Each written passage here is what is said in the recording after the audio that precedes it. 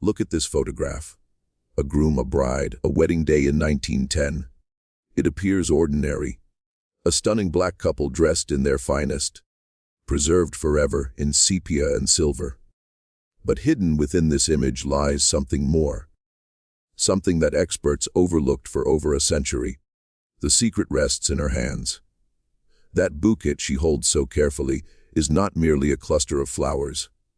It is a coded transmission. A perilous message meant for someone who was never intended to be discovered. What was this bride attempting to communicate? Who was she striving to shield? And why did this photograph nearly cost an entire family their lives? If tales of concealed histories and secret ciphers intrigue you, subscribe to this channel and hit the like button, because what these blossoms disclose will transform everything you believed you knew about this picture. The photograph had been resting in the archives of the Atlanta History Center for nearly 40 years. It was part of a donation made in 1985 by the family of a deceased minister. Boxes of age documents, church registers, and personal effects spanning almost a century of African-American life in Georgia. No one paid much attention to the wedding portrait.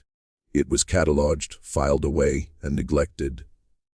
Merely another image among thousands. A peek into the past with no particular narrative attached. But in the autumn of 2021, a doctoral student named Denise was investigating the social networks of Black communities in the Jim Crow South. She was especially fascinated by how families had communicated during periods of peril, during lynchings, riots, and the waves of racial terror that swept across the South in the early 20th century. Denise had spent months examining letters, diaries, and photographs, searching for patterns that historians might have overlooked. And one afternoon, while browsing through digitized images from the minister's collection, she halted. The wedding portrait instantly captured her attention. Not because of the couple, though they were striking, but because of the bouquet. Denise had studied Victorian flower symbolism as part of her research. She was aware that in the 19th and early 20th centuries, flowers were frequently employed to convey messages, a practice known as florography. The flowers in this bride's hands were unusual. They were not the typical roses, lilies, and orange blossoms that appeared in most wedding portraits of the era. These flowers were particular, deliberate, peculiar. Red amaranth, white oleander, yellow acacia, blue salvia. Denise's pulse began to quicken. She had encountered references to these flowers before, not in wedding manuals or etiquette guides, but in the coded communications of a secret network that had functioned in the South during the darkest years of Jim Crow. She leaned nearer to her screen, studying the bride's visage. "Who were you?" Denise murmured. "And what were you attempting to convey?" Denise devoted the next week to research, assembling everything she could uncover about floral codes used by Black communities in the post-Reconstruction South. What she unearthed was extraordinary. After the abolition of slavery, African Americans in the South had developed intricate systems of covert communication. Some were verbal, coded spirituals, phrases with double meanings, warnings disguised as gossip. Others were visual, symbols etched on fence posts, patterns in quilts draped on clotheslines, and arrangements of flowers placed in windows or carried openly. These codes had roots in the Underground Railroad, but they evolved in the decades that followed, adapting to new threats. The period from 1890 to 1920 was one of the most brutal in American history for Black citizens. Lynchings were prevalent, often ignited by nothing more than a rumor or a white person's wounded vanity. Entire communities could be annihilated in a single night of violence. In this climate of terror, information meant survival.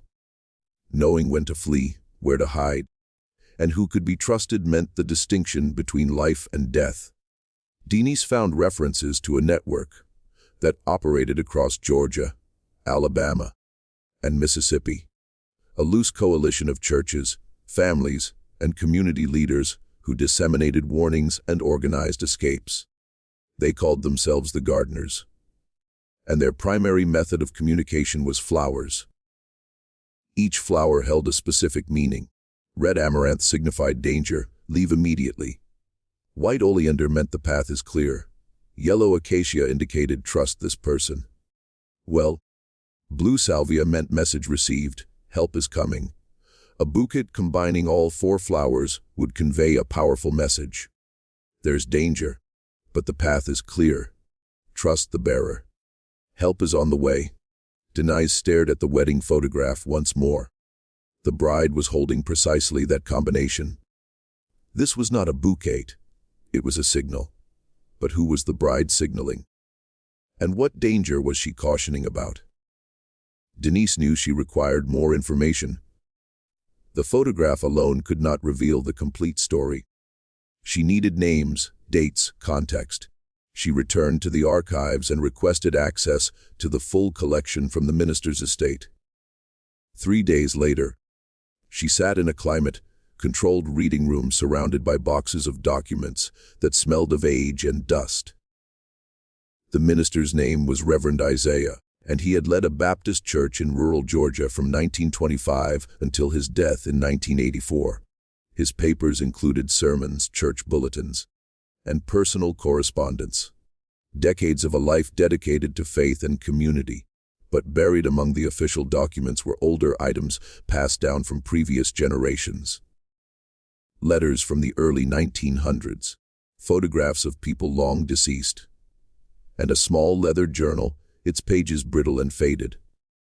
Denise opened the journal carefully. The handwriting inside was elegant yet rushed, as if the writer had been racing against time. The first entry was dated March 3, 1910. My name is Bessie. I'm writing this so that someone will know the truth, even if I cannot speak it aloud. The danger is drawing nearer. We have received word that they are searching for my sister Ruth. I do not know what she did or did not do, but it does not matter.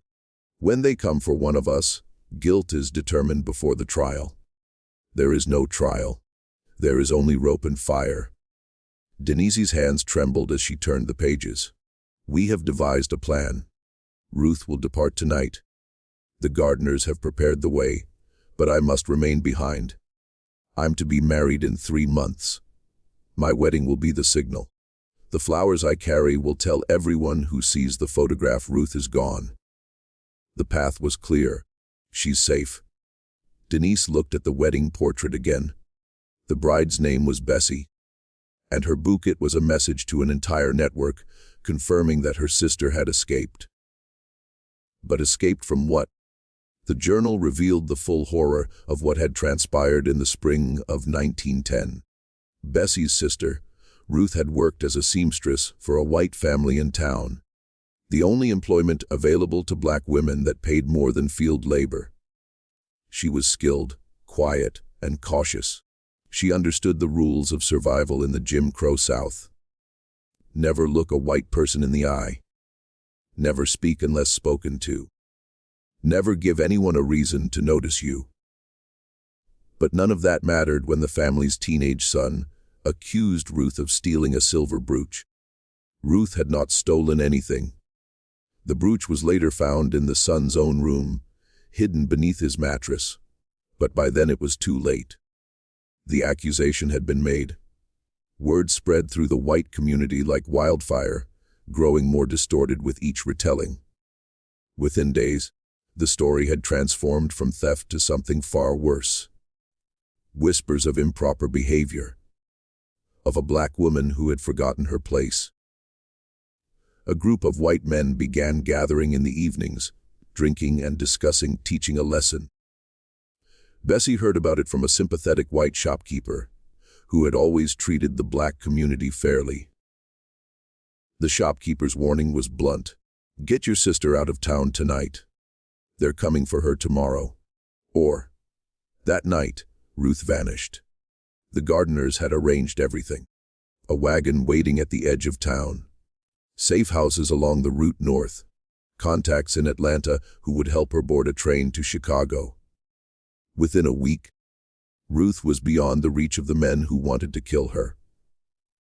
But the danger was not over.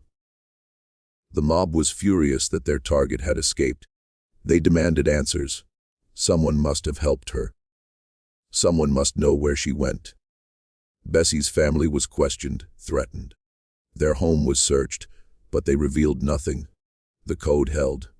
3 months later, Bessie married James, a deacon in Reverend Isaiah's father's church, and she walked down the aisle carrying a bouquet that told the entire network the mission was complete. Ruth was safe. The Gardners had succeeded. Denise continued reading the journal, and with each page the scope of the Gardners' network became clearer. Bessie had not been merely a passive participant. She had been a key member of the organization, using her position as a respected young woman in the community to gather information and coordinate escapes.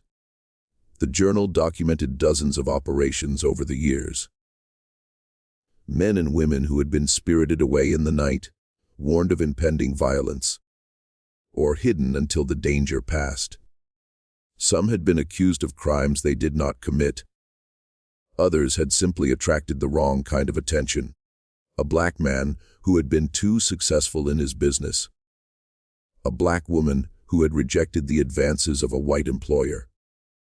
The Gardners operated with military precision. They had scouts who monitored white gatherings for signs of trouble.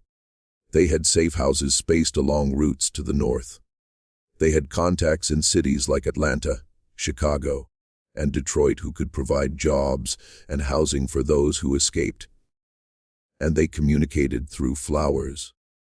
Each arrangement was a sentence in a silent language. Red amaranth appeared in windows when danger was imminent. White oleander was placed on graves to signal that a route was clear. Yellow acacia was woven into wreaths to identify trusted allies. Blue salvia was carried at funerals, weddings, and church events to confirm that messages had been received. To outsiders, these were simply decorations, the natural expressions of a community that loved beauty and celebration. But to those who knew the code, they were a lifeline. Denise realized that the wedding photograph was not just a personal memento. It was a historical document. Evidence of a resistance movement that had operated in plain sight for decades. And it was only the beginning of what she would discover. Denise knew she needed to find the living descendants of Bessie and her family. The archives could only tell her so much. If she wanted to understand the full story, she needed to speak with people who had inherited the memories. She began tracing the genealogy, following the branches of the family tree through census records, marriage certificates, and obituaries.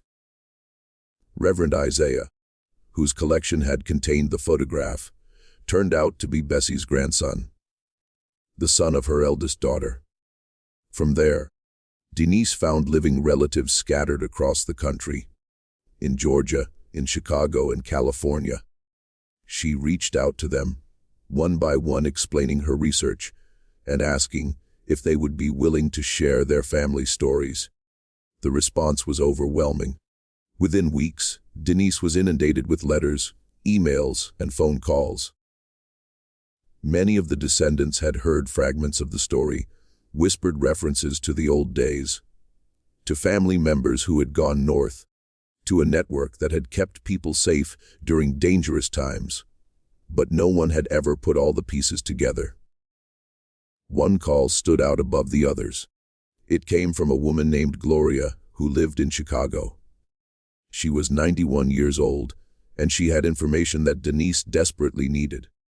"I knew Bessie," Gloria said, her voice thin but clear. "She was my grandmother, and I know about the flowers.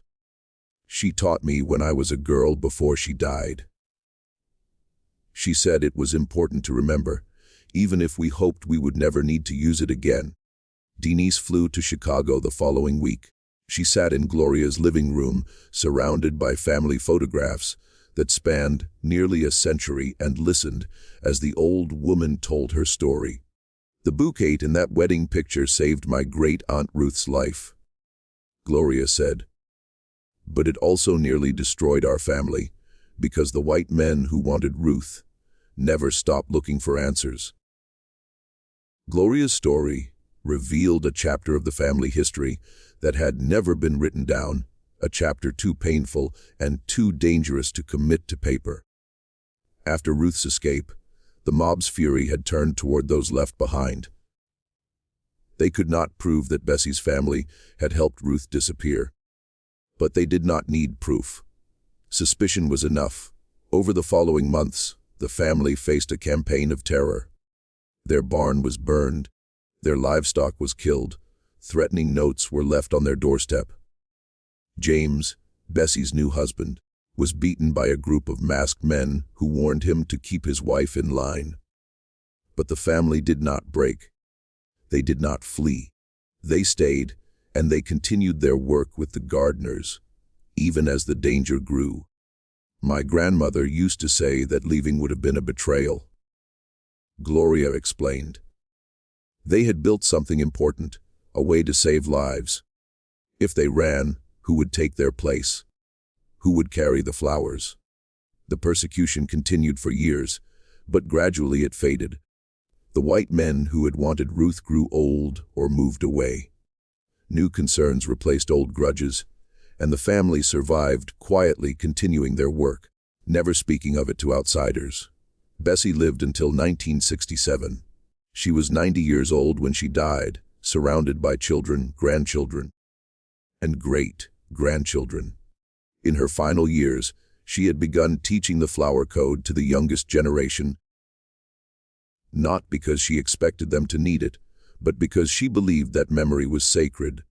She said that the flowers were our ancestors' gift to us. Gloria said, tears streaming down her face. A way of protecting each other when no one else would. She made me promise to remember, and I have. All my life I have remembered. But what had happened to Ruth, the sister whose escape had sparked everything? Denise asked Gloria if she knew. The old woman smiled. Ruth lived, she said simply. She lived a long, full life. The Gardeners' Network had brought Ruth safely to Chicago in the spring of 1910. She arrived with nothing but the clothes on her back and the address of a contact who could help her find work. Within a year, she had established herself as a seamstress, using the skills that had once put her in danger to build a new life. She married a man named William, a Pullman porter who traveled the country by rail. They had 4 children together. Ruth never returned to Georgia. It was too dangerous. The men who had wanted to kill her had long memories, and she knew that her presence would only bring trouble to the family she had left behind. But she found other ways to stay connected. Letters were too risky, so she sent messages through the network, flowers delivered by trusted couriers. Each arrangement carrying news of her health, her happiness, her growing family. Bessie received these messages and responded in kind, and the 2 sisters maintained a silent conversation that lasted for decades. They finally saw each other again in 1952, when the last of the men who had threatened them was dead and buried. Ruth traveled to Georgia for a family reunion, walking into her sister's home after 42 years of separation. Gloria had been a teenager then. She remembered the moment vividly. They just held each other and cried, she said. No words, just tears. And then, my grandmother pulled out a bouquet she had prepared. The same flowers from her wedding portrait, all those years ago. She gave it to Ruth and said, "You're finally home." And Denise published her research the following year, and the story of Bessie, Ruth, and the gardeners captured national attention. Historians praised the discovery as a significant contribution to the understanding of Black resistance during the Jim Crow era. The photograph of Bessie's wedding was reproduced in newspapers, magazines, and academic journals around the world. What had once been an overlooked image in an archive became a symbol of courage, ingenuity, and survival. But for the descendants of the family, the impact was more personal. Denise organized a reunion, bringing together relatives from both branches of the family. The descendants of Bessie, who had stayed in Georgia, and the descendants of Ruth, who had built new lives in the North. More than 100 people gathered in Atlanta on a warm spring day, meeting cousins they had never known, hearing stories they had never been told. Gloria, now 92, addressed the gathering. Our grandmothers and great-grandmothers lived in a time when loving each other was an act of resistance, she said. They could not march in the streets or vote at the ballot box, but they could carry flowers. They could send messages. They could save each other's lives one secret signal at a time. That is our inheritance. That is who we are. The family decided to establish a foundation in Bessie and Ruth's names, dedicated to preserving the history of Black resistance movements and supporting communities affected by racial violence. The logo they chose featured 4 flowers: red amaranth, white oleander, yellow acacia, and blue salvia arranged in a circle. The secret language of the gardeners had become a public symbol of hope. On the anniversary of Bessie's wedding, June 14th, 112 years after she had walked down the aisle with a coded bouquet in her hands, the family gathered at her grave in rural Georgia. The headstone was simple, weathered by more than half a century of rain and sun. But the family had added something new, a bronze plaque engraved with the 4 flowers of the gardener's code. One by one, the descendants placed fresh flowers on the grave: real red amaranth, real white oleander, real yellow acacia, real blue salvia. The arrangement was identical to the one Bessie had carried in 1910. A young woman named Maya, one of Ruth's great-granddaughters, read a letter she had written for the occasion. "Dear Bessie," she began, "you never met me, but I am here because of you. Because you chose to stay when it would have been safer to run. Because you carried flowers that told my great-grandmother the path was clear. Because you kept the secret for 60 years until it was safe for your sister to come home. I am the proof that your sacrifice mattered. My children will be the proof, and their children after them. The message you sent has been received, not just by Ruth, but by all of us. We hear you. We remember you, and we will carry your flowers forward." The wind stirred the blossoms on the grave, scattering petals across the grass. For a moment, it seemed as if the photograph had come to life. The bride in her white dress, the bouquet in her hands, her eyes no longer solemn but shining with joy. A century of silence had ended. A secret written in flowers had finally been read by the whole world. Some photographs capture a moment, but some photographs carry a message across time, waiting for the right person to understand. Bessie's message had been received, and it would never be forgotten.